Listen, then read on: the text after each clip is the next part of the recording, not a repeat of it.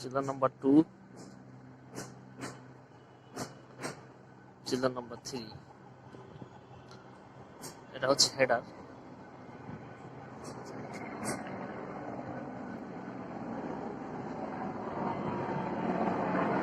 এটা হচ্ছে হেডার থেকে বের হওয়া রাইজার নাম্বার 1। এই যেটা চলে গেছে দূরে দেখা যায়, এটা হচ্ছে রাইজার নাম্বার 2। এটা যেটা দেখা যাচ্ছে এটা হচ্ছে রাইজার নাম্বার 3। এখন ঢুকতেছি পাম্প প্লান্ট রুমে। এটা হচ্ছে পাম্পের প্লান্ট রুম, যেটা এই যে 1 2 3 4 4টা পাম্প আছে এখানে। এটা হচ্ছে পাম্পের হেডার।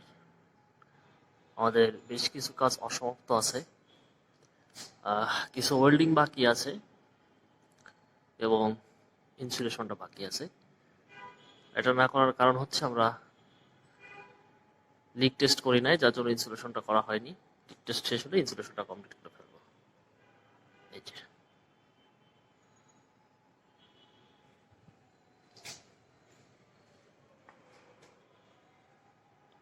এটা হচ্ছে পাম্পের সাকশন, সরি এটা হচ্ছে পাম্পের সাকশন, পাম্পের ডিসচার্জ।